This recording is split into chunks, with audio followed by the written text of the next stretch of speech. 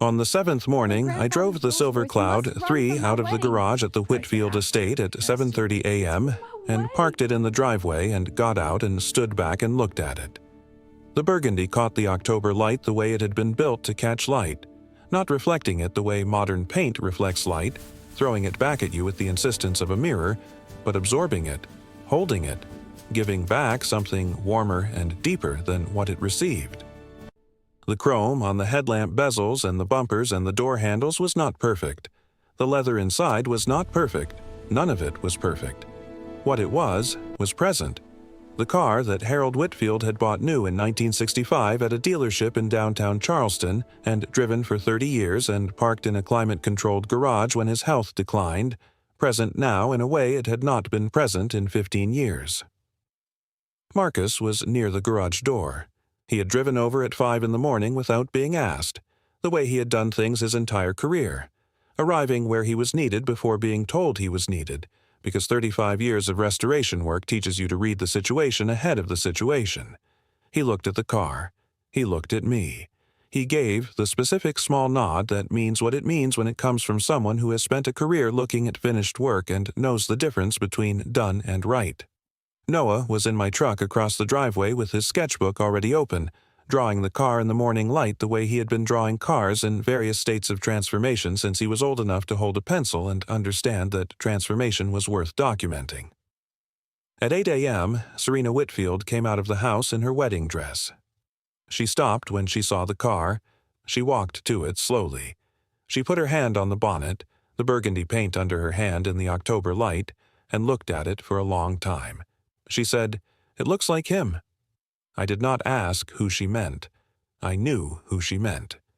7 days earlier, she had come to coal restoration on Morrison Drive in a state that I can only describe as controlled collapse. The state of a person whose careful plan has just revealed a fault they had not seen coming, who is trying to hold the plan together while describing the fault without being certain either is possible. She said the car was supposed to carry her from the estate to the church on Saturday morning. She said it had always been the plan since her grandfather died and left the car in the family. She said she had looked at it properly for the first time in years and understood that 15 years of honored neglect had done what 15 years of honored neglect does, which was everything and none of it good. She had said, and she said it in front of her mother June and in front of my 9-year-old son Noah, who was on his stool near the workbench with his sketchbook, that if I couldn't make the car right before Saturday, she was ruined. She meant it the way people mean things in the middle of wedding preparation, when every detail has become load-bearing and the idea of anything not going according to plan has acquired a weight it would not have in ordinary time. I had looked at the car. I had looked at Serena. I had looked at June, who had the expression of a woman who had been managing her daughter's emotional weather for 38 years and was doing so now with the practiced patience of someone who has developed considerable expertise in the field. I said, "I'll need to see the car." I had not said I could do it. I needed to see it first. That was day one. I grew up in North Charleston. Not the historic district, not the cobblestone streets and the antebellum architecture that appears in the photographs people take when they visit. The other side, the working side, where the houses were smaller and the work was physical, and the people who built and fixed and maintained things were the people who made the city function without being the people the city told stories about. My father, James, ran a body shop on Rivers Avenue for 26 years. Collision repair, paint, the daily work of fixing what accidents had broken. Not glamorous, necessary, done to a standard that my father maintained not because clients demanded it. Most of them never noticed the level of care that went into the work, but because his name was on it, and his name was the only credential he had, and he was not willing to let it mean less than it meant. I grew up in the shop, mixed paint at 12, did prep work at 14. By 16, I was doing finish work that my father brought clients in to see because it had exceeded what he had expected from a 16-year-old, and he wanted them to understand what they were getting when they brought work to James Cole. By 18, I understood that the work had something in it I had not found anywhere else, a specific satisfaction that came from taking something damaged and making it right, that was complete in itself and did not require anyone to notice it to be real. I went to work for Marcus Webb in 2002 at 21 years old. Marcus had known my father, not well the way people in the same trade in the same city know each other across the distance of different specializations, and had taken me on partly on that basis and partly on the basis of a paint correction I had done on a 1958 Packard that had come to him for assessment. He had looked at the paint for 2 minutes. Then he had looked at me and said, "Come work for me." Marcus was the most respected restoration specialist in the Charleston area and one of the most respected in the Southeast, a man who had spent the better part of 4 decades bringing significant vehicles back from conditions of deep neglect to conditions of extraordinary excellence. His shop on a side street in the North Charleston Industrial Corridor was unremarkable from the outside and remarkable on the inside, in the way that certain places are remarkable when the work is the point and the presentation is irrelevant because the people who come already know what they are getting.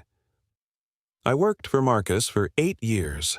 I opened coal restoration in 2010 at 29 years old in a leased space on Morrison Drive. A proper shop, proper equipment, the accumulated knowledge of 8 years under Marcus translated into my own operation. I met Rebecca in 2007. We married in 2010. Noah was born in 2015. Rebecca died in 2017 from breast cancer, 2 years from the diagnosis call on a Tuesday afternoon to the end. Noah was 2 years old. I closed the shop for a month, then opened it again because Noah needed his father functioning and the work was the place where I knew how to function. Noah grew up at the shop. Present, curious, increasingly capable of identifying what stage a car was at in its process and what the next stage would be. He had his sketchbook and his homework and his habit of drawing the cars that came and went in various states of their transformation. Not casually, but with the focused accuracy of a child who has been looking at things closely enough for long enough that his drawings told you something true about what they depicted. Rebecca had a photograph on the wall of our first apartment in Park Circle, cut from a magazine in 2007 when we were 26 and 27 and living in a 2-bedroom that we were making into something. A Silver Cloud III in burgundy at the angle that showed the full profile, the long bonnet, the specific proportion of the glasshouse, the way the roofline descended to the rear with the unhurried confidence of something designed when time was not the most important thing. She said once that it was the most beautiful car she had ever seen, not because of what it cost, because of what it represented, the idea that beautiful things could be made to last, that quality was its own kind of permanence in a world where most things were designed to be replaced. That photograph was on our wall for 10 years. In 14 years of running coal restoration, I had worked on Bentleys and Jaguars and American classics of every era. The Silver Cloud III had not come through my doors until Sunday. I drove to the Whitfield estate that afternoon with Noah in the passenger seat. The estate was in the Old Village section of Mount Pleasant, across the Cooper River from Charleston, in a neighborhood of old money and older trees and the specific quality of stillness that comes from a place that has been the same for a long time and sees no particular reason to change. The Silver Cloud III was in the detached garage at the rear of the property. Climate-controlled, Harold Whitfield had installed the system in 1998, and it had kept the car from the worst of what uncontrolled environments do to unattended vehicles. But climate control preserves. It does not maintain. The car had not been driven in 15 years. I opened the garage door and looked at it, even neglected, even oxidized and dull and sitting in the specific stillness of a machine that has not been asked to do anything in a long time. It had the quality that the best things have of making you understand immediately why someone had wanted it. The lines were right. The proportions were right. The relationship between the bonnet and the roof and the rear. Treatment was right in the way that things are right when the people who designed them understood that rightness was the goal and not a constraint.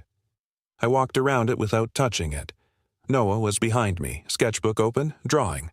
I opened the driver's door. The smell of old leather and old car, the specific combination that is unmistakable to anyone who has spent time around neglected classics. The leather was cracked across the driver's seat, the front passenger seat. The headliner was separating at the rear corners. The dashboard wood veneer was sound. The instruments were intact. I opened the bonnet. The 6.2-liter V8 was complete, apparently intact, wearing the appearance of an engine that has sat for a long time without running. Deteriorated rubber fuel lines. Varnish deposits on the carburetor throat. Old oil, dark and heavy and wrong. I checked the brake master cylinder. I looked at the wheel well and the visible brake hardware. I spent 40 minutes on the assessment. I wrote in my notebook. Noah drew the car from 3 angles. When I was done, I stood back and looked at it for a moment. Then I called Marcus. Marcus answered on the second ring.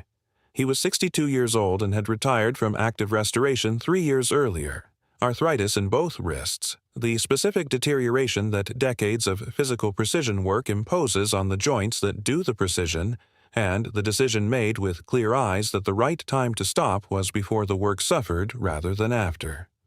He lived 20 minutes away in the same house he had lived in for 30 years. He still came to my shop periodically to look at what was there and say things that were useful. I described the car. I described the condition. I told him what Serena needed and when. He was quiet for a moment. Then he said, 7 days. I said, 7 days. He said, you can't restore a Silver Cloud in 7 days. I said, I know. He said, what can you do in 7 days? I said, I can give it back to what it was, not what a concourse judge would accept, what her grandfather would have recognized. Marcus was quiet. Then, the paint is lacquer? I said, original. Under the oxidation, it's sound. He said, machine polish won't reach all of it. I said, I'll do the critical panels by hand. He said, the chrome? I said, clean and polish. I can't replace what's pitted. I can make the rest look as good as it can look. He said, the leather? I said, condition and repair.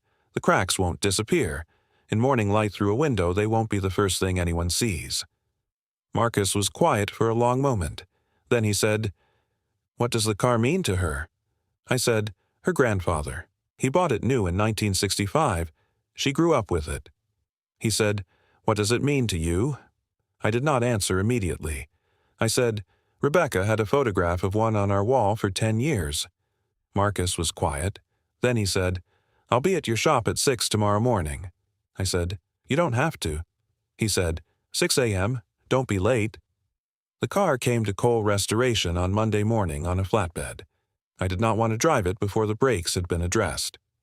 Marcus was at the shop when it arrived. He had his canvas tool roll, the one he had been carrying to restoration jobs since 1985. His wrists hurt. He had come anyway. We divided the work the way it needed to be divided. Marcus took the interior, leather conditioning and repair, headliner, the wood veneer treatment. Work that his hands could do without the sustained force that metalwork and mechanical systems required. I took the mechanical systems, the paint, and the chrome. The brakes first. Nothing else mattered if the car was not safe. Full rebuild, new master cylinder, new wheel cylinders, new brake lines throughout, new pads and shoes, new fluid. Systems that had been sitting for 15 years and that I was not going to trust to anything less than complete replacement.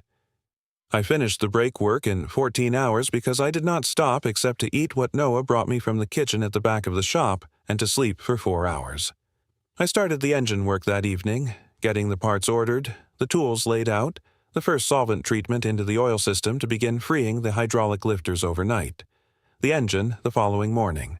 The hydraulic lifters needed to be freed.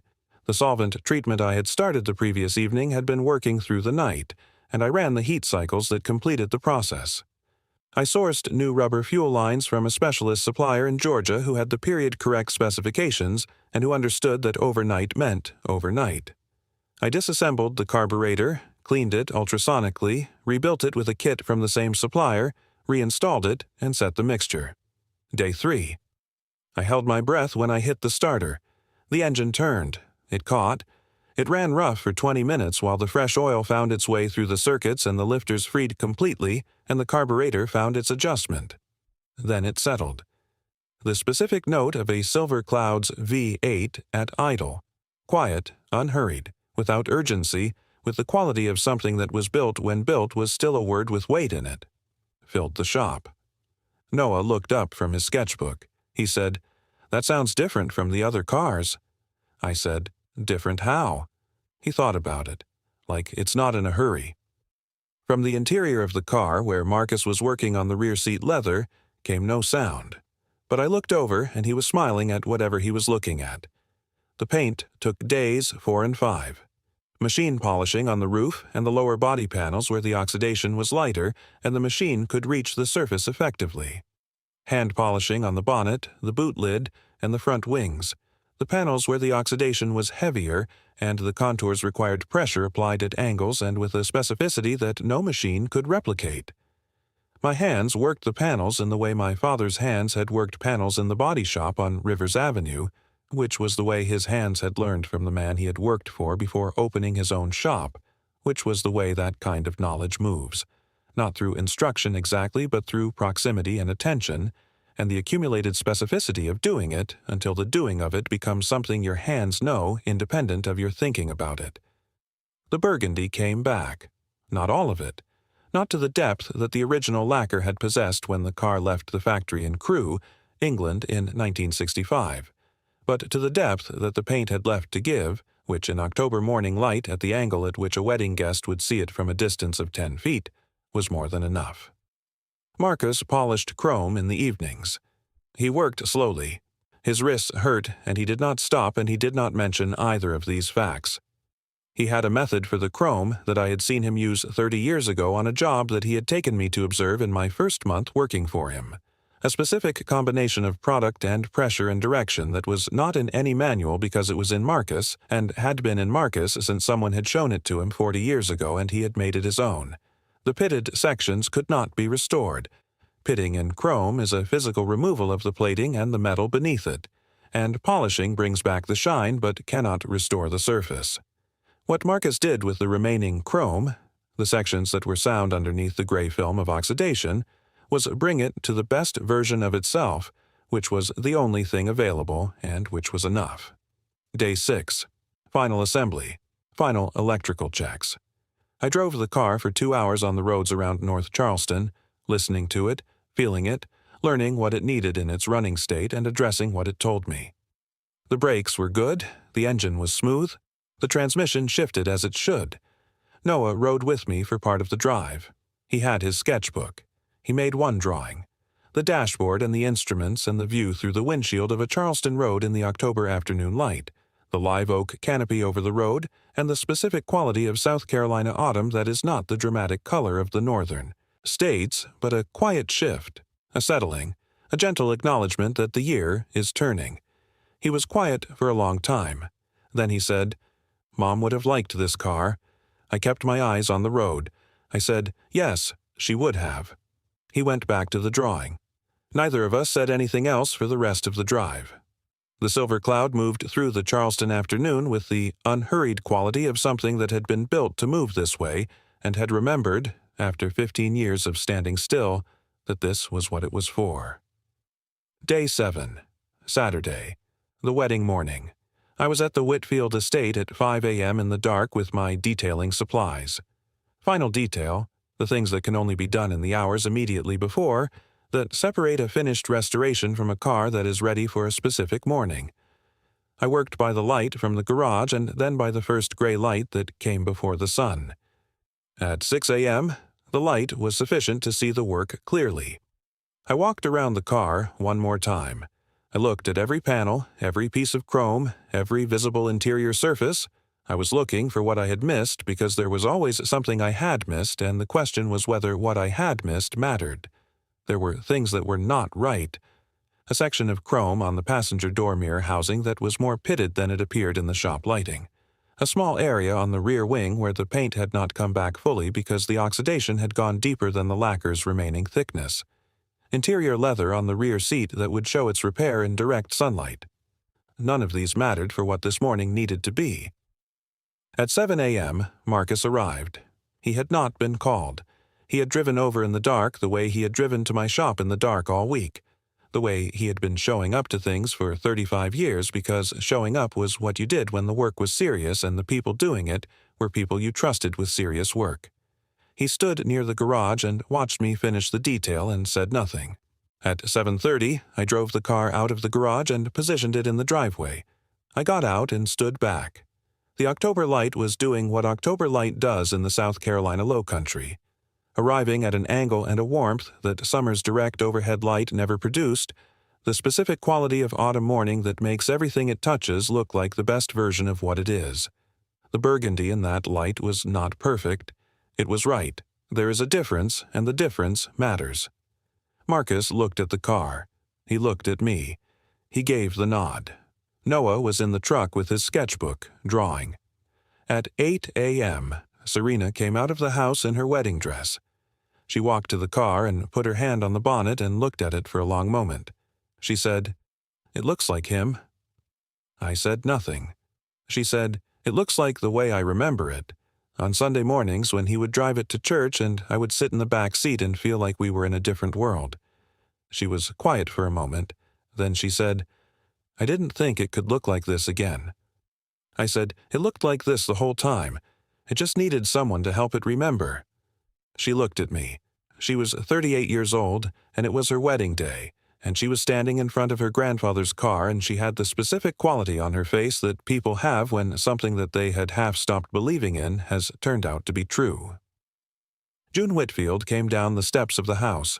She had been watching since I arrived at 5, from an upstairs window and then from the porch, watching without speaking because she understood, in the way that a woman who has watched craftsmen work and who knows the difference between watching and interrupting, that speaking would not have added anything. She walked to the car. She looked at it the way a woman looks at something that belonged to her father, not with the appreciation of someone seeing a beautiful object, but with the recognition of someone seeing something they love. She said, "My father would have said you gave it back to him." I said, "I gave it back to itself. That's the most I can do." June looked at me. She said, "That's enough." Marcus was near the garage. He had his hands in his pockets, the way he stood when he did not need to do anything with his hands and was content to simply be present. He looked at the car one last time. He looked at me. He looked at Noah in the truck. He said, "Your father raised someone who knows what the work is for." I said, "He would have said, I should have slept more." Marcus said, "He would have been right, but he also would have done exactly the same thing." He walked to his car and drove away. I walked to my truck. Noah had his sketchbook on his knee and was finishing the drawing he had been working on since the car came out of the garage, the silver cloud in the driveway in the morning light, the wedding dress standing beside it, the live oak at the corner of the estate just coming into the frame at the edge of the page. He turned the sketchbook so I could see it. I looked at the drawing. The car was right in it. Not photographically exact, but right in the way that drawings are right when the person who made them has been looking at the thing carefully enough and long enough to understand what makes it the thing it is, rather than merely what it looks like. The burgundy came through in the pencil shading. The proportion was correct.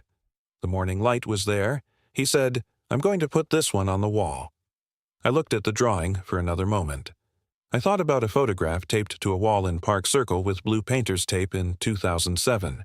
A Silver Cloud III in burgundy, at the angle that showed the full profile. Rebecca saying it was the most beautiful car she had ever seen. Not because of what it cost, because of what it represented. I said, "Yeah, put it on the wall." He closed the sketchbook. He looked at the car one more time where it sat in the driveway in the October light. He said, "We did good, right?" I started the truck. I said, "Yes, we did good." He nodded the specific nod of someone confirming something they already knew and just wanted to hear, said out loud. I drove home. Yeah, before you go, I want to ask you something. Is there something that belonged to someone you loved? A car, a watch, a tool, a house, something they cared for and that carries them now that they are gone, that you have been holding on to not because of what it is worth but because of what it holds. Because those things are worth holding. Tell me what it is in the comments. I read every single one. If this story stayed with you today, share it with one person who needs to hear it. You already know who that is. And if you're new here, subscribe. Every week, a story like this one. Real people, real decisions, the kind that stay with you.